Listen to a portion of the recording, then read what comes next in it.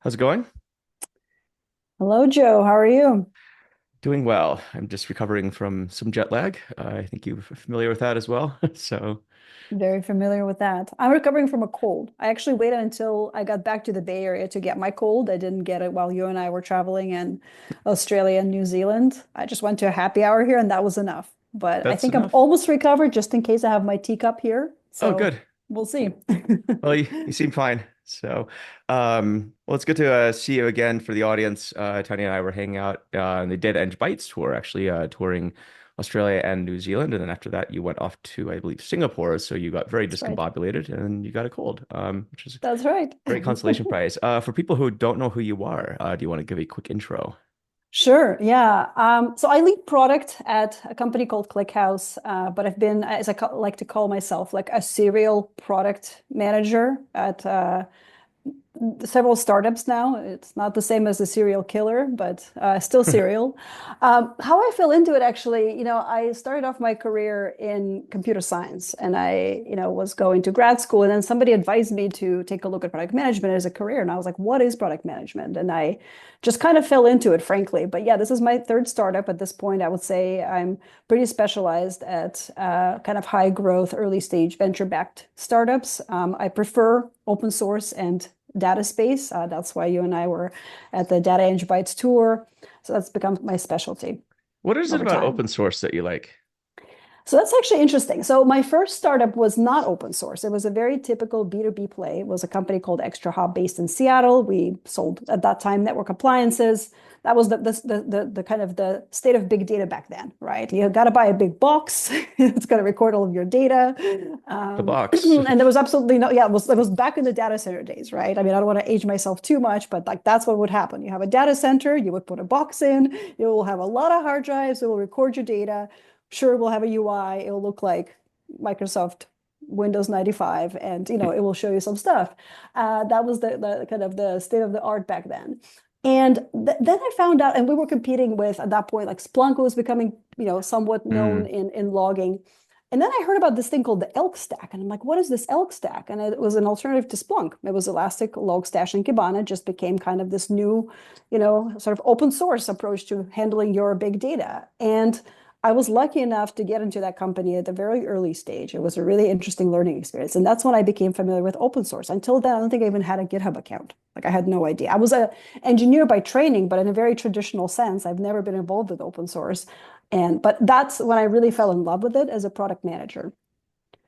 Yeah, and I can Interesting. tell you more about it. Like I actually blog about it. If you're interested in hearing my views on this, I have a Medium blog where I I talk would love about. to explore that a bit more, Yeah. actually. Yeah, let's talk about it. Sure. So I mean, the reason I love it is because product management for B2B usually is very like enterprise focused. You go, you talk to big customers, you're like, what do you want? You translate requirements to PRDs, engineering builds it. It's very like kind of waterfally in most cases. Community. So if you have a B2B product though that has a community and that has an open source component to it, it's kind of turned on its head. Yes, can still do that, but in many ways, you can actually learn a lot from just interacting with your community. But what really that means is that you don't actually know what all these users are thinking. Most of them just download your product, use it for free. They don't want to talk to you. They don't want to tell you what's going on.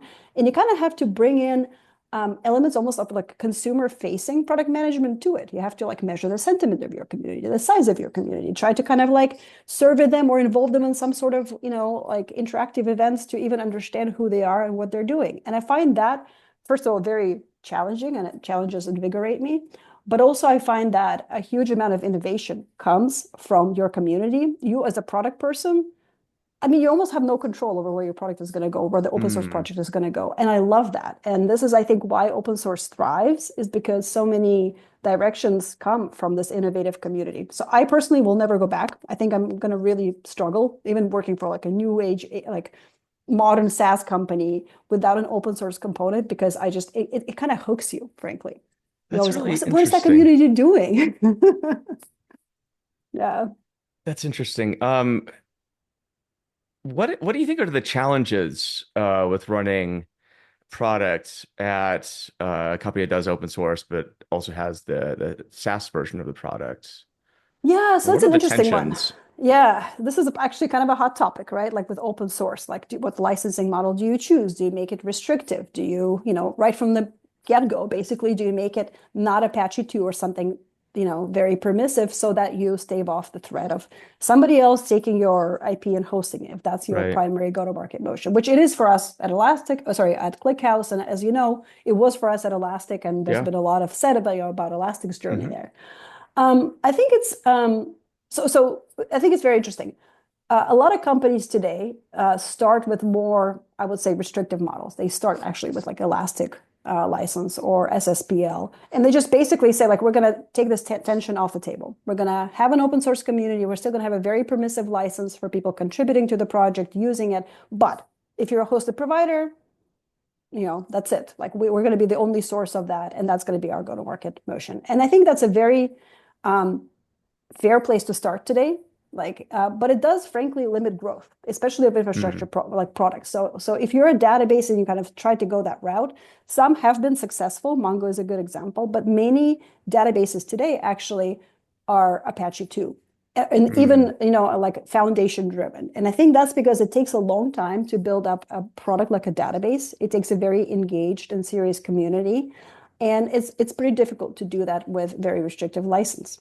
So ClickHouse is Apache 2. Our go-to-market model is very much hosted offerings. Our thinking here is that um, we have to be the best provider of the kind of the hosted offering, and we have to be there from the start. The challenge that Elastic had is that it didn't start with a cloud-based model. It started Hmm. with commercial sort of extensions to open source and kind of on-premise commercial offerings before it ever went to cloud. And as a result, it was hard to execute on both. And so by the time I got into the cloud game, it was too little too late. Hmm. Amazon already had huge demand for Elastic because it exploded in popularity. Amazon had huge demand for Elasticsearch as a hosted solution. And so in some sense, you can kind of step into their shoes. They had no other choice but to step Right. into this business themselves. At ClickHouse, we're focused on being like the place to go for our cloud offerings from day one, right? And so is it guaranteed to still kind of stave off that commercial threat? We'll see. Of course, we have other things up our sleeve. So, for instance, when we think about our commercial IP in the database space, we did hold a few things back in our private sort of repository that we believe are key specifically to hosting our offering. So, we are very thoughtful about what we put in an open source database versus not. Our open source database is still Apache 2, very permissive, but we have held a few things back. So that's sort of a carrot and stick model. Like we're a hosted provider. We're some of the most engaged customers of Amazon, Microsoft, and Google themselves. We want to be their friends. We want to be their partners. But in the end, for whatever reason, they have an inkling of wanting to compete with us. We've kept a few things to ourselves. Interesting. What's it like with that tension? I guess because when I think about open source and commercial offerings, there's always tension, but then there's also the tension between partners, right? Where maybe one day um, everything's great, the next day you find that they've knocked off your product and or some variation of that. But what's one thing that when you're talking about that, holding some features back, one thing I thought was interesting is um, do you ever have situations where committers to the project that aren't maybe part of the core team are introducing the same types of features, or maybe fork Mhm. the project and want to introduce the stuff that you're holding back? Yeah, so that is the drawback of the strategy I just described, that can happen. So a couple of things to consider. One is, is the core database a foundation project versus like something that's controlled by a single entity? ClickHouse is not a foundation project. Some of our competitors, which I'm sure we'll talk about Sure. in a few minutes, even in the real-time analytics space, are Apache Foundation projects. So with Apache Foundation project, it's a very open governance model. In the end, anybody can propose an extension to the project and become a committer, and ultimately it's a much more kind of open governance ecosystem. With ClickHouse, ultimately we're the deciders of what goes in and Hmm. what doesn't. We employ all of the committers, we hold the keys, so to speak. We have a very engaged committer ecosystem, but in the end, if there's some contribution we don't think is right for our project, we get to decide. In that situation, you're absolutely right. If there is a community member that really wants something and we're not willing to accept that contribution, they have two choices: fork, right, and keep it in a private repository. And that's actually not uncommon at all. There are many reasons to fork and keep things private. just because maybe whatever, we're not moving fast enough on something, whatever. At Sure. that point, you're still like have a hope of committing that upstream because you don't want to maintain that going forward. But maybe for some things you realize we're never going to accept it and you keep it private. That's no problem for us. Like if some folks want to do that, that's not an issue. It's expensive to try to maintain a private feature, but it's doable for some very large like users of ClickHouse out there. It's much harder to create a fork and actually make it public and make it something that you support for the broader community. That's a Right. huge move. And I don't know right now who would make that move, but yes, that would be the other choice that the community could face. Now, our choices of what we keep private for that reason are very intentional. We're trying not to keep private anything that has mass appeal. In fact, no like Right. analytical features are kept private, no like kind of like SQL syntax, like all like we just recently released support for JSON, like native support for JSON. Of Yeah. course, that's an open source. Vector search, that's an open source. Any new direction, like huge features are all going into open source. What we've kept private are things that we believe will give an edge to like a hosted provider of ClickHouse, not the broader community. So we Right. kind of try to kind of straddle that line very carefully. I can imagine some interesting game theory there, for Yeah, sure. absolutely. But there's always a possibility that somebody will form a fork. And, the question is, can they make this fork popular? Can they make this fork something that has credibility enough for somebody to actually run their infrastructure on it? To be Hmm. like, to support you as, like, imagine like you're going to adopt this fork. Who's going to fix your bugs? Who's going Right. to watch for vulnerabilities? Who's going to evolve it? Who's going to keep it synced with upstream? Like that's a huge effort, right? With OpenSearch and Elasticsearch, of course, Amazon embarked on that. They still maintain OpenSearch. There was a question of like, could they be successful there? Well, for somebody like Amazon, it was at least feasible, right? Yeah. So yeah, so that's like there's only a few I think organizations out there that can Hmm. undertake an effort like that for a system as complex as like Elasticsearch or ClickHouse. Well, yeah, and it seems like people underestimate just how hard it is to get that critical mass and get their distribution. Like Yeah. the audience, the communities, um, it's really hard to grow. Yeah, exactly. But I guess, like again, getting back to our company goals, our goal is to keep ClickHouse as open as possible for as long as possible with the most open license. And again, as Right. long as we don't see a competitive threat to change that, like we're not going to do that. And there's very few features that we'll keep back because again, we like the current licensing model. We love the fact that we have thousands of contributors. We don't want to change that.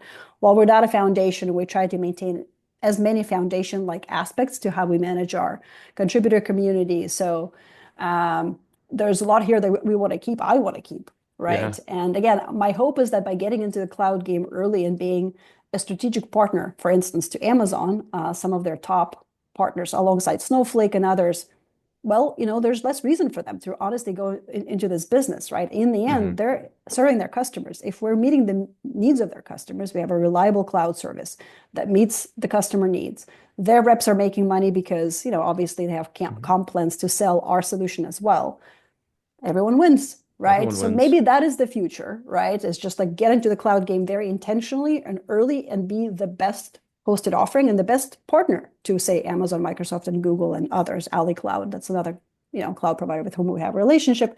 If you do that, again, they don't have a business reason necessarily to compete with you because there's big capital investment costs there for them. For sure. Not free. Yeah.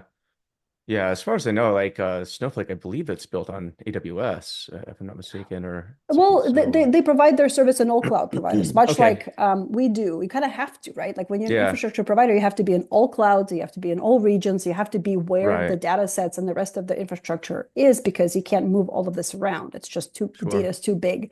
So we had to very early actually provide our service in all clouds Mm, and, like just like it's like a race to basically being there and being present and being and sure. serving the needs of those customers.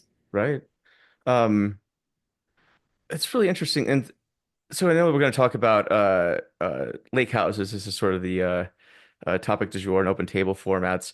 Given the dynamic right now, it feels like I mean, there's uh, the tensions between, Iceberg.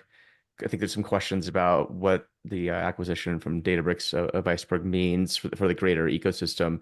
Um, what are your thoughts in terms of open table formats, at least growing uh, in popularity, at least as a discussion point now. I think implementation wise, it might be a bit of a different story now. It's still kind of early as far as I can tell. But Yeah. what do you think what do you think this does to these dynamics you describe between companies like ClickHouse, the hosting providers and so forth? What do you think how Yeah. this changes things?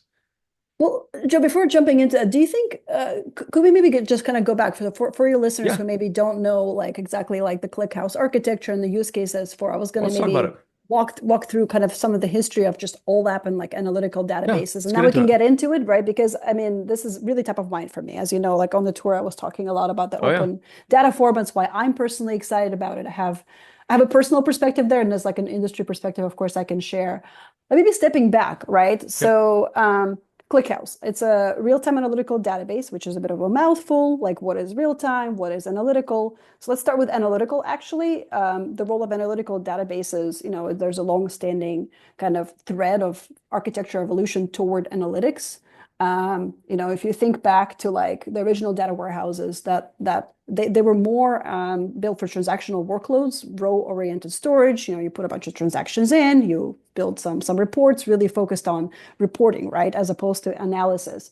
And over time, these architectures have evolved toward columnar storage. So let's actually store data in columns so that in addition to kind of pulling out specific rows, we can actually run very efficient data summaries. So a couple of columns, maybe you do some summaries, you do some aggregations on those columns. And why do you want to store it in a different format? Is because in the end, the speed of queries has to do with how much data you touch, right? So if your query really, if you have 100 columns and you want to just pull out a few, columnar storage is going to be much, much more efficient at that. And ultimately, analytical systems have evolved toward columnar store. So that's the analytical part. And interestingly, again, like going back to my history with Elastic, we never talked about ourselves as like analytical. We kept saying like we're for Hmm. search, but actually Elastic had a columnar store. It had two major like data structures. One was inverted index. That's what you need for full text search. That's where Elasticsearch started, right, as a full text search system. But when it became popular for event analysis, for logging, like the use case that I was responsible for, they added a columnar store and they evolved it over Oh, time. So interesting. Elasticsearch actually is an analytical database, right?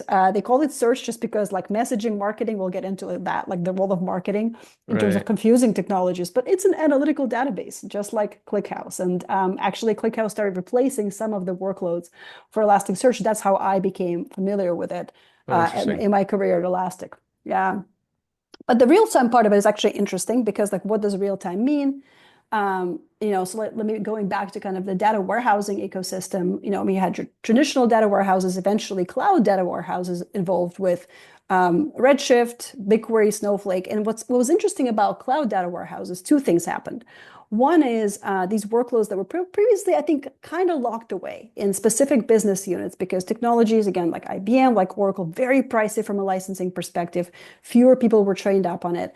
Now they were available to a really broad set of analysts and developers in cloud. And so people started building applications on top of these data warehouses. And what are applications? Well, these are interactive experiences. They're backed by a bunch of data sets, like large and historical data sets, but your expectation is that the queries come back very fast. I actually was listening to one of your earlier podcasts with Jordan Tigani from MotherDuck, and I agree with Oh him. yeah. Actually, the best benchmark right now is does your query come back interactively? Like so that a Hmm. user doesn't perceive like a lag. And it's somewhere between like 100 milliseconds and a second. Like that is a sweet spot for like a user feeling like the Right. query is interactive. And these like highly immersive data-driven applications, that's how our users describe their end goal. Like they want to build these types of applications. They don't want to be limited by sizes of data sets. They build it for medium-sized data set, big data set. They just want it to be snappy. It really doesn't matter, right? So that's the nature of what I would call real-time analytics. Sometimes people confuse real-time with like the freshness of data. Right. Yes, data could be fresh, but not necessarily. And generally speaking, actually, you're definitely talking about larger historical data sets, right? I'm looking at analyzing my users over time. I'm looking at analyzing my billing stats over time, going back, maybe even years, and I'm expecting that experience to be very fast and snappy. Wasn't it in your talk in Australia you were mentioning that users would think that Clickhouse was broken because the queries were coming back Yes, so fast. that's my favorite anecdote, right? Exactly. And like one of the questions sort of like you asked me was like, what are some of the mistakes that people often make? They start building analytical applications with transactional databases, like Postgres as an Hmm. example. And Postgres is great actually because it is quite versatile and actually scale up until a certain point. You'll be pretty successful with it at like tens of gigabyte data sets that are Hmm. analytical in nature, maybe even hundreds. But once you go beyond that, suddenly like your queries become very slow. So people Hmm. come to us panicked and they're like, how can I now support this application? And then ClickHouse is so fast, right? The query is like under 10 milliseconds. They think it's broken because like the fastest query is usually an error. Like that's just true Yep. because like errors are very tiny, they come back very quickly, and they're like, it must be broken. Like that query could not possibly have been that fast. But it's the difference going from row-oriented storage toward column-oriented storage for these types of queries Hmm. because you're not scanning all that data. So absolutely. Yeah. So that's where real-time analytical databases come in. Again, I, think Elastic was and is one. Like they didn't never call themselves that back when I was there. But those are the types of applications my users were building on top of Interesting. events in Elasticsearch. It wasn't just for observability. They were building analytical applications. Elasticsearch was actually very fast at it, but maybe not the most storage efficient. That was like the biggest concern. Is like, oh, Elastic, indexes so much, it basically like blows up my data. And it was true like for what it was trying to do, it was basically kind of overkill. It was doing all this other stuff that also related to full text search that wasn't necessary for structured data. It was Right. very good at like semi-structured or unstructured data. But for structured data sets, it was fast, but maybe not as resource efficient as Mm. purpose-built databases like ClickHouse that are just focused on like structured real-time analytics. That's really interesting. I didn't even know that Elastic was had that use case or the functionality, but to at least in my experience, it was never branded like that. Where like do this Get back to for all your marketing. analytics. Yeah, Yeah. yeah. So actually, one thing to note is like I mentioned, I'm a product leader. Recently, I also took on marketing. So I run both marketing and product at ClickHouse. Previously at Elastic, I was responsible for, I was almost like a GM for a business unit called observability. So I had some experience running product marketing. And yeah, the challenge with marketing is that you want to really simplify, maybe dumb down, right? Like the message for the broader market. The problem is that sometimes it like confuses the market, right? So Elastic really wanted to talk about its use case under one umbrella. And the umbrella was search because that's where it started, right? They're like, let's call everything search. Like you draw a chart, it's search. Because you're searching, you're always searching, like you're searching for answers. Like you have a question, it's a search, and it's like, but that's not how people think about it. It was a very poetic way to describe, I guess, the quest for knowledge. But in the end, to technologists, like they didn't realize that actually Elastic was a good database for real-time analytics, or at least Mm. it wasn't obvious as a connection even to you, Joe, right? So that's the issue Oh, with marketing. You're trying to simplify too much. they try to simplify too much, and I think with analytical databases, and there's always been options out there, right? I mean, when you enter the cloud world, Redshift was, I think, the first popular one, at least in my opinion, that sort of kicked off, I think, the modern data stack and so forth. BigQuery actually came, I think, before, but talk about marketing. I think when that thing came out, like it, like Jordan Tagani was telling me when he first started building BigQuery, he had a hard time finding software engineers to work on it if you called it a data warehouse because people would say, I Hmm. don't want to work on a data warehouse. It seems like the dumbest Hmm. thing ever. And so when BigQuery came out, it was a serverless analytical database. I think maybe that's how it's describing it. I'm Yeah. butchering it, but it wasn't but it was so foreign to most people. Like you couldn't do joins. And I think Mm. when you think of the data warehouse, when you're talking about integrating data and joining tables, if you can't join, then it's like, well, I'll Hmm. just find other things to work with. Something that's more familiar. So it's kind of like meeting people where they are. Like Elastic, I think it used to be Elasticsearch, right? So I mean, they literally had the word search. That's Hmm. how my, minuscule brain thinks about it. Like, oh, it's for search because it has It's it in for the search, title. exactly. And So, that's especially why they kept it. They're like, look, people know us for search. We don't want to retrain them, but we almost like want to retrain how, like, we want to broaden their view of what search is. And I think that's where maybe like it's hard. People just don't think that way, right? They don't think like analytics is search, right? hmm. So if anything, maybe people think that the other way around, analytics is a broader umbrella term, and maybe it actually subsumes full text search. I don't know. That's now how I'm starting to think about it. marketing is hard. Like boiling down what you do to one word is really, or to a phrase is really hard. We actually tried to It's position hard. ClickHouse as a real-time data warehouse, and we kind of had an Mm, internal debate about like whether that's good. It's actually still on our website right now, like whether that's still a good position, whether it's a good positioning for us. And my point was like, why are we calling ourselves a data warehouse? Because actually, like people might say like, oh, it's old school. No, it's not. Like a data warehouse is somewhere you really trust to put your data.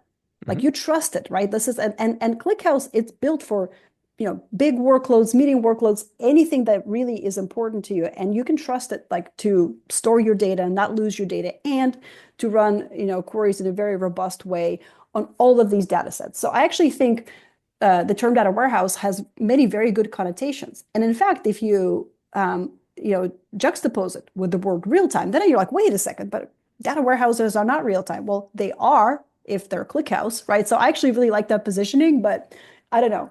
We're still kind of discussing and debating. Like, are we really a data warehouse? Should we get back to calling ourselves a database?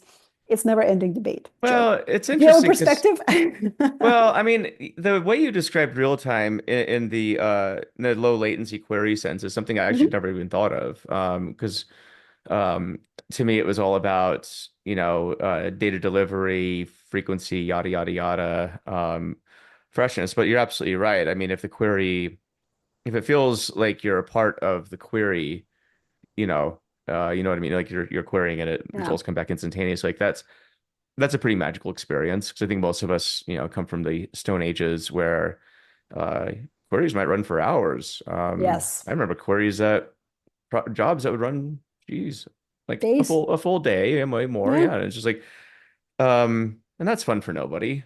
But so I think your positioning is interesting. The question of and this will tie back to the earlier question I'd asked about the open table formats in a bit because I feel like Yes. there's a few discussion points happening right now. There's the notion of analytics, which there's analytics, AI. I'm just throwing out some kind of overlapping concepts here.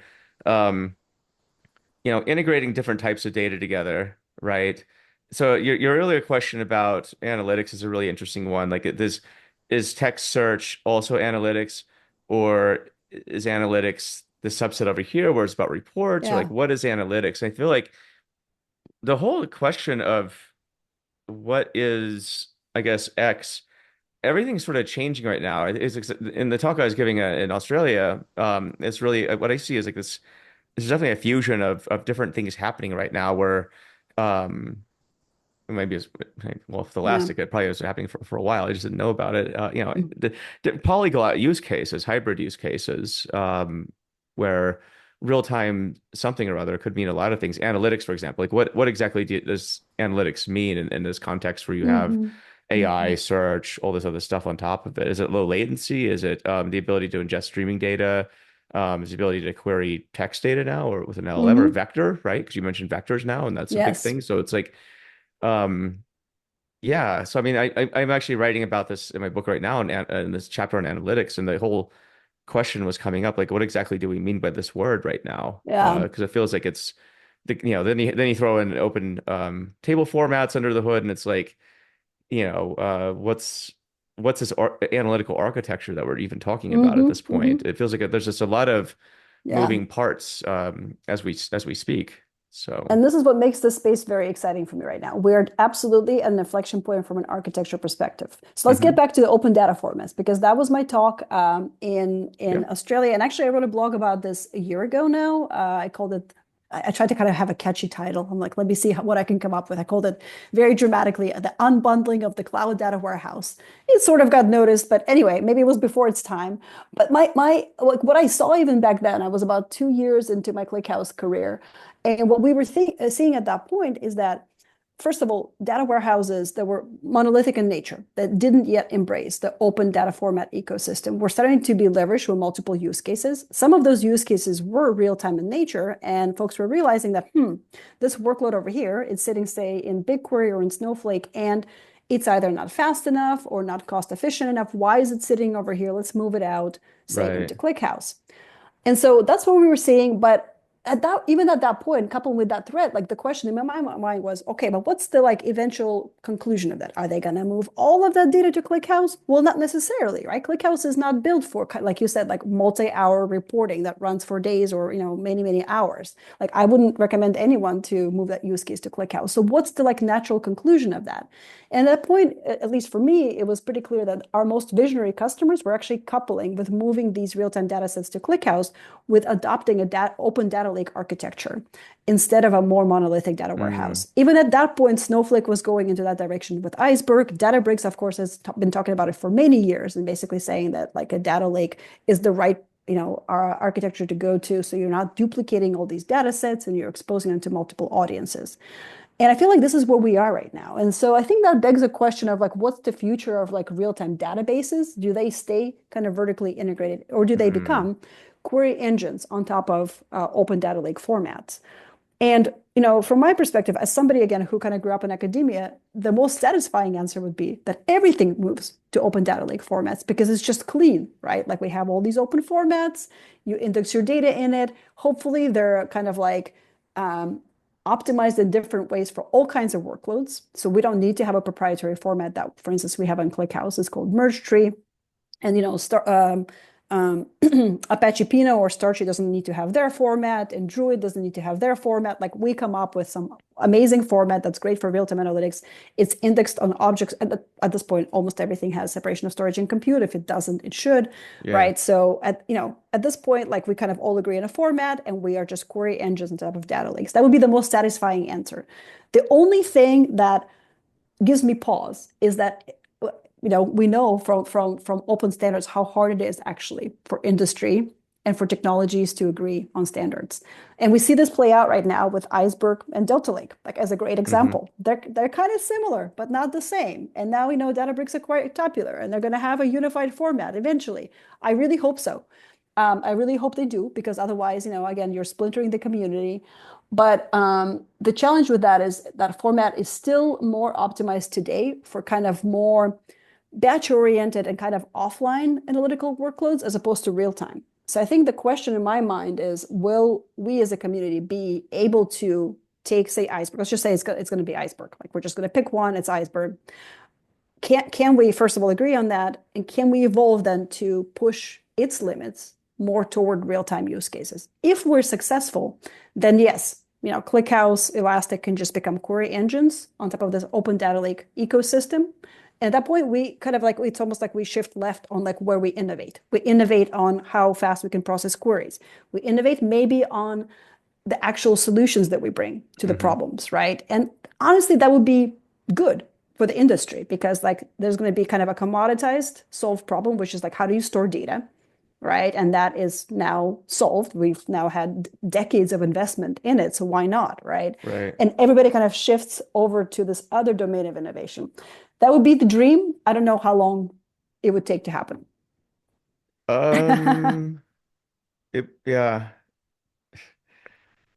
it's definitely a crossing the chasm moment too, because in the sense that a mass migration to say the open table format of choice, it's not like the MP3 format where you can just universally decide I'm going to make a player and everyone else will.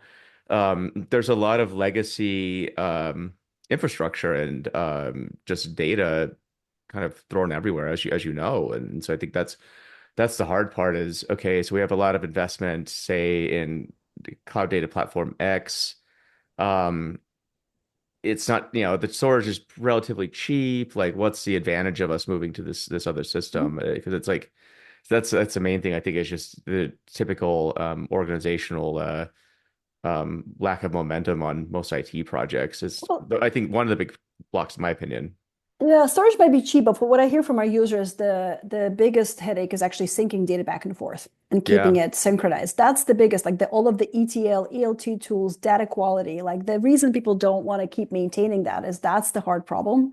Having said that, I agree with you that like the way we're investing in this space is we're going to assume that this problem is not going to be solved, at least not this year or next year. It may take, half a decade, maybe even a decade to get there. sure. So what's our kind of thinking there is we're investing heavily in kind of CDC type capabilities. Our Hmm. our goal is actually to make that problem of syncing data solved as much as possible for our users, That's right? great. And we have two places with which we want to sync. First of all, transactional databases. Like when you adopt an analytical database, it's not like you just throw away your Postgres or whatever else. Like no, like you're going to keep a transactional database for some portion of the workloads. It may be smaller data volumes, but you're still going to need to sync some of that data to analytical databases.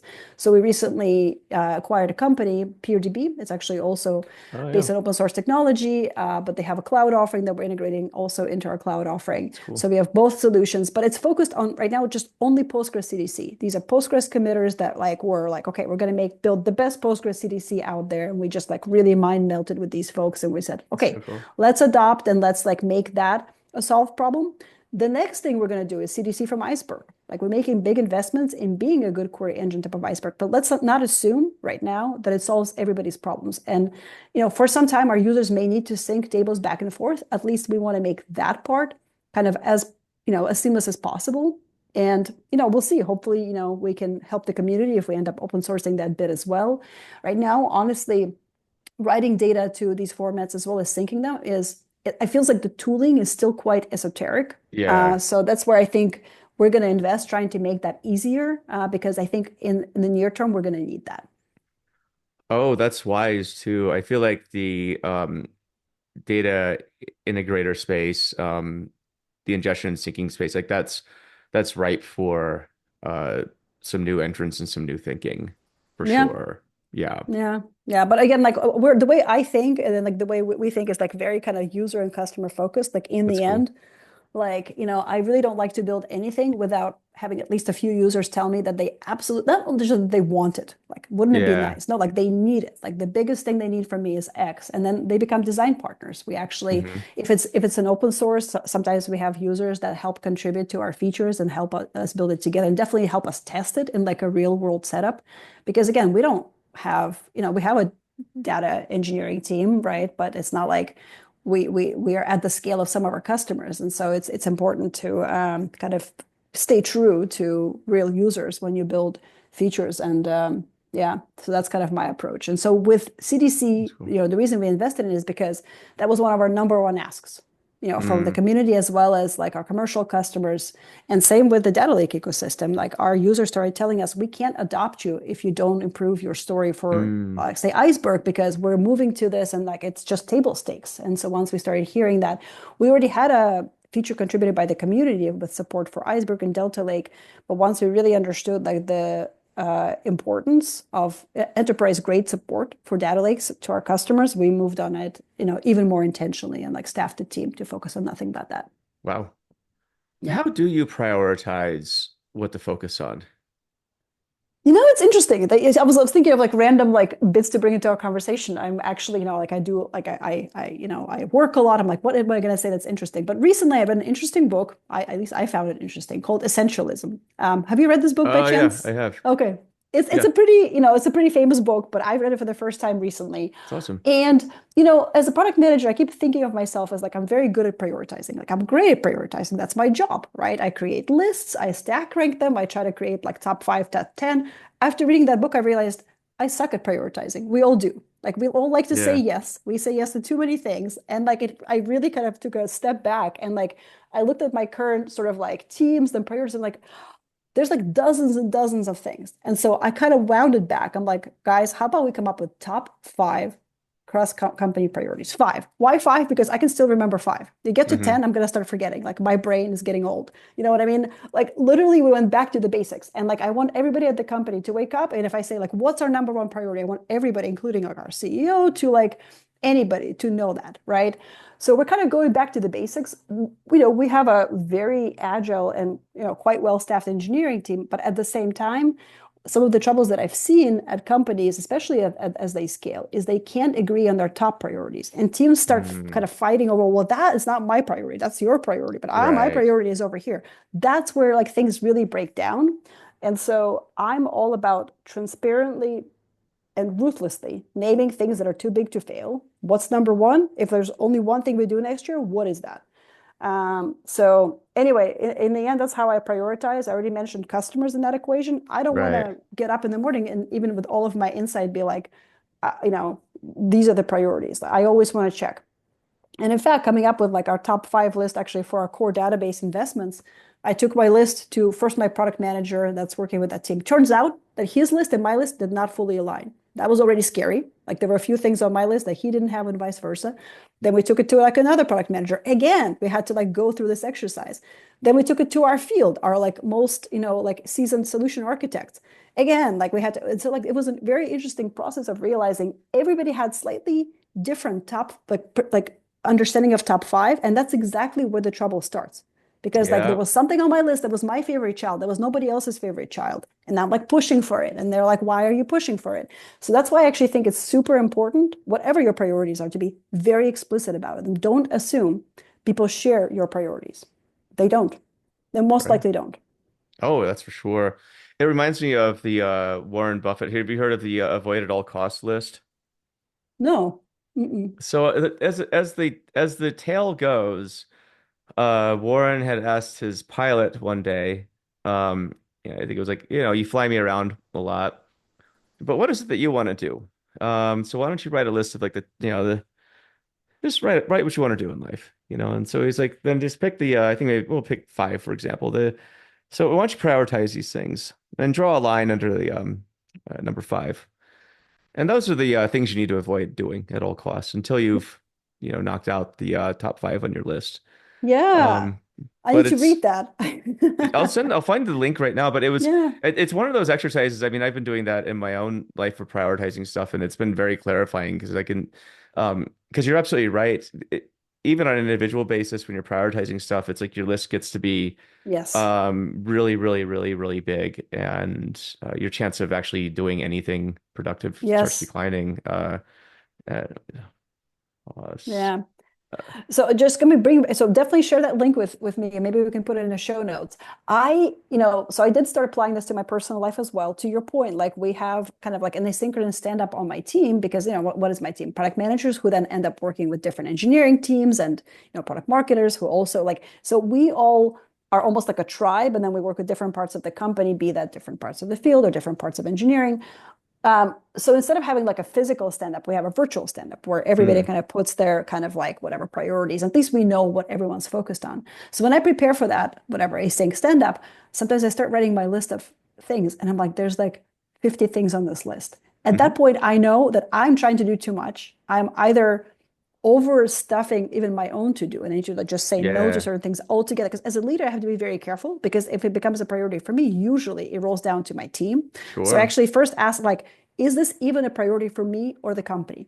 And unless I'm super convinced, like it becomes a no or a later, right? But even then, like the list gets long and then it becomes a question of like, well, am I delegating appropriately? If I really think all of these are priorities, why is it on my list and on somebody else's list? Let's take a look, right? So but yeah, trying to be very mindful about it because that's the problem. It's like you can create so many distractions, not only for yourself, but for your team if you're not careful in prioritizing. Well, yeah, especially when you're the leader, because they look to you for the cues, and it's like, well, Tanya is obviously interested in this, therefore, you may have just mentioned it too. They're like, okay, Yeah. let's put that on our list as well. Yeah. Yeah, that's really interesting. How do you balance? I haven't really ever talked to somebody who is in charge of product and marketing. How do you balance the tensions between marketing and product? So very interesting question. I've only recently started focusing on marketing. So let me kind of like wind back, right? So I again came through like an engineering school of thought, and maybe like a small anecdote how I got my product management job. I talked to 2 founders of a Series A startup, and I told them I wanted to be a product manager. And you know what they told me? This was like my first interview at a startup. They're like, "We hate product managers." And I'm like, "Why?" And they're like, Oh, "Well, well, I know, I was taken aback." But these were like architects coming from F5, very, very smart folks. But they've previously worked at a bigger organization where product management was very like disconnected from customers. That's why, like, I mm, anyway. So they said we hate product managers that kind of like that we've worked with, like we want product management, but we want it to be much, much more aligned with engineering. So why don't you come? And actually, I was first a solution architect for that company, and then interesting. eventually I became head of product. But they basically kind of molded me in a product manager of their dreams, like very, like very, very well aligned with engineering. And I'm convinced that's how I even got my job with Elastic, because again, this was a very kind of I wouldn't call it engineering driven, but like it was a very technical product. And as a product manager, the only way for you to be effective was to be very well aligned with engineering. Because if you thought of something that you couldn't implement, it's like there was no point. It was a very Yeah. iterative process. So, anyways, that was my kind of like upbringing, like engineering, solution architecture, product management. And then marketing became something I kind of learned along the way by working first with product marketers. Eventually, product marketing was my responsibility. So I was like working with demand gen, but I was always like outside looking in and into the marketing organization. And interestingly, most effective marketing organizations to date that I've worked with, and Elastic's marketing organization was very good. Like I thought it was a very, very well run marketing organization. It was so good that I didn't quite understand what the folks did. Like it was kind of like you would build something and you would, say, hey, we want to promote it. And they're like, leave it to us. And like the demand gen machine was just crazy. Like the thing would Wow. go viral. Like you just like they just knew what they were doing. And at Clickhouse, our journey was a little bit different. We at first didn't invest in traditional demand generation. The open source product was so popular, we said, okay, like we're not going to go the traditional kind of enterprise demand gen route. We're going to focus on community and PLG. Our cloud was actually initially focused on product-led growth. We invested in a very low-cost development tier. It was very, very simple to sign up experience. We focused a lot on onboarding data, very simply, including if you're coming from transactional databases, you don't know analytical databases. So we had this interesting hybrid of like open source, community-driven adoption, as kind of like the very low end, like free offering. And then with paid, we had like a very PLG focused offering in cloud. So for a long time, we really didn't need a traditional marketing organization. And so we started kind of getting into like once we had a GA offering in cloud, we started showing up at events, sponsoring Google Next, sponsoring reInvent. So we started getting into demand gen without actually having demand generation. We just kind of had field marketers. And so at that point, the kind of the we actually spoke with a few folks in the industry that combine product and marketing. So, as an example, Wiz, a very successful company, they have their product leader who eventually, became also responsible for marketing. And we asked them, like, why did you do that? Like, we don't have a marketing leader right now. We could recruit one, but why did you do that? Like, why did you take your product leader and ask that person to take responsibility for marketing? And they basically said that in their view, for a very technical product, it actually is important, very important that the two organizations are not only just like work well together, that they're under one scope of responsibility.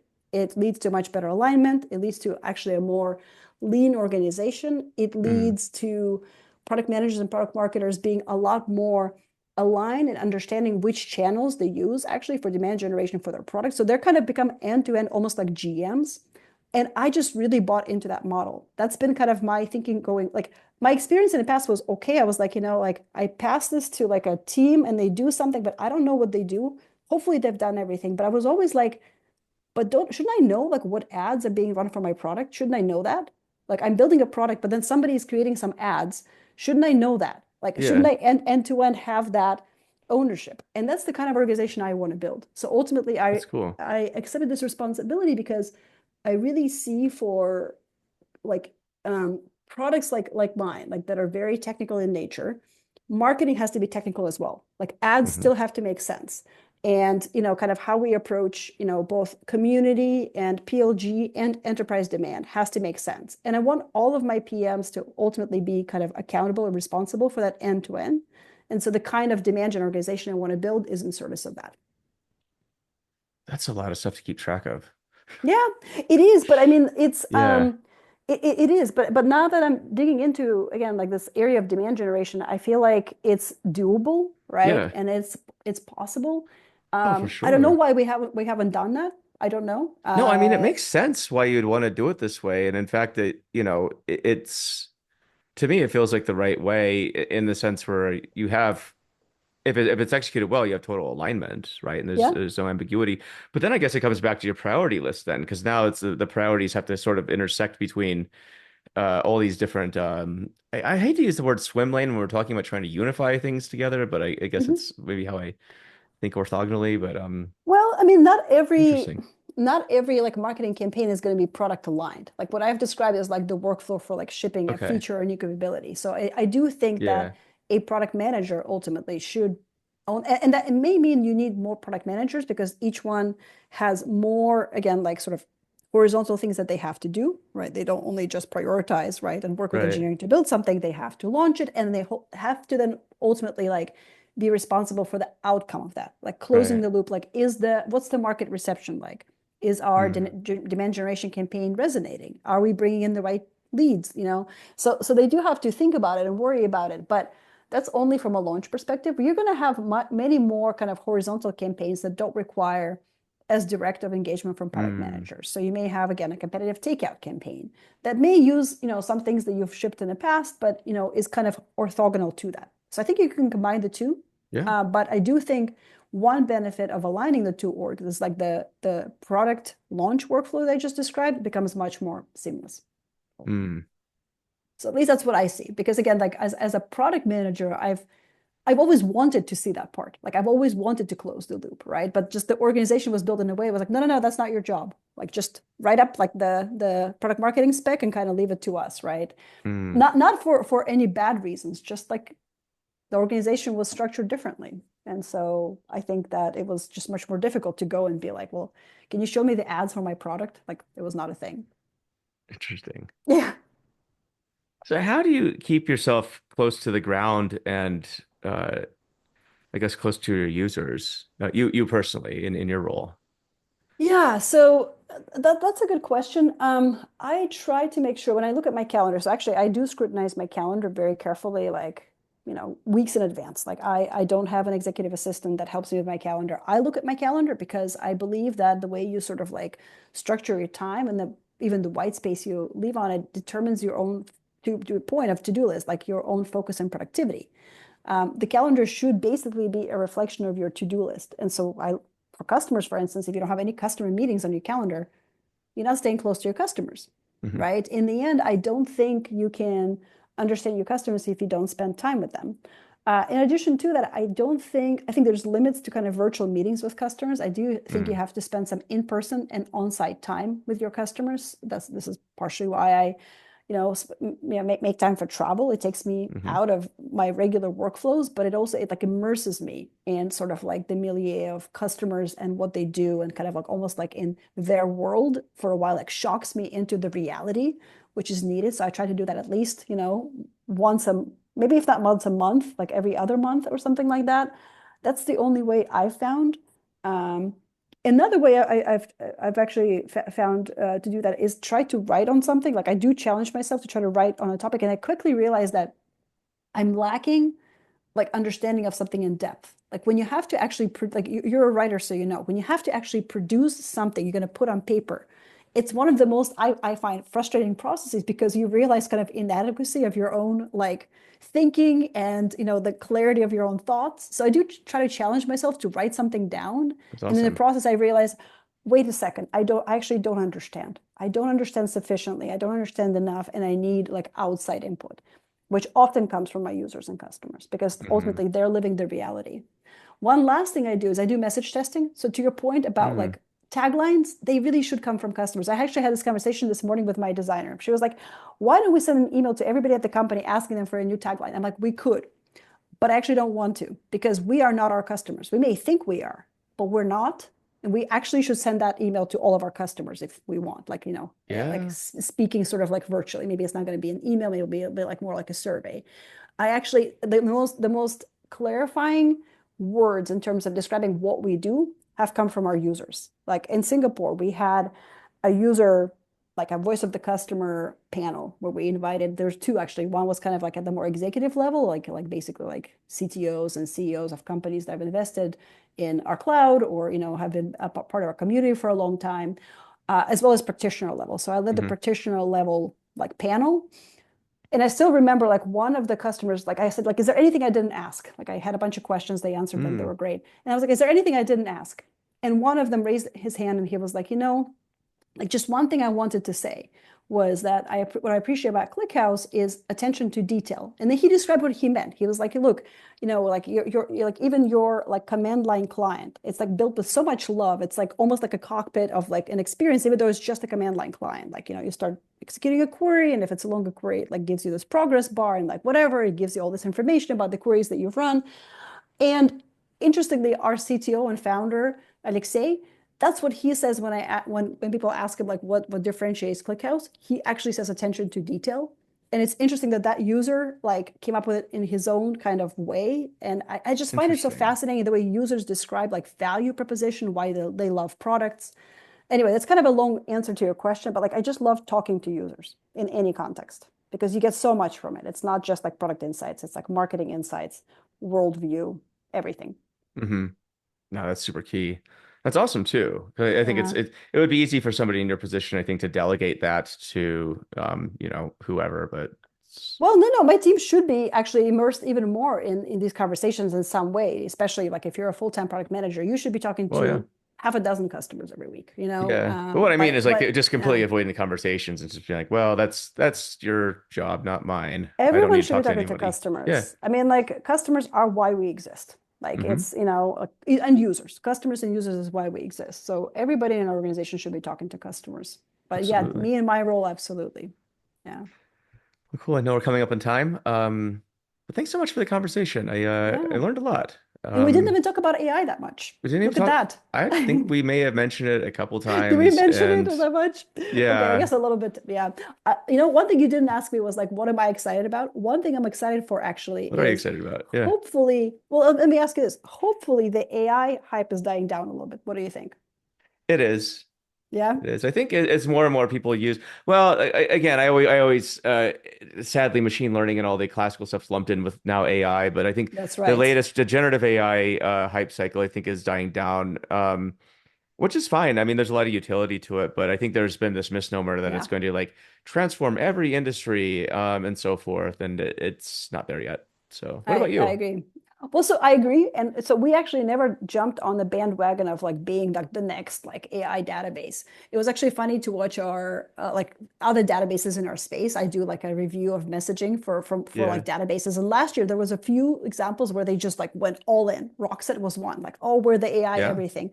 Single store, like their website just transformed itself. It was like pictures of people with phones, we're the AI. But if you look back at it now, everybody's now back to just being a database. So I'm like, that must mean that the Gen AI cycle has died down because no more, just like over rotating on AI messaging yeah. from It seems like companies. last year was all about, I think, the promises and the imagination of what the possibilities are. I mean, that's a lot of the conferences I go to around the world, right? Yeah, So, but now yeah, it's like, yeah, we actually got to do this stuff in production, and it's really hard. that's So, exactly right. Yeah, yeah. Well, Tanya, I hope to talk to you again at some point. Maybe we'll see you at absolutely. one of the conferences Sounds coming up. good, Joe. So, yeah. All right, thanks All so right. much. Yeah, Talk talk to you soon. soon. Bye bye. Talk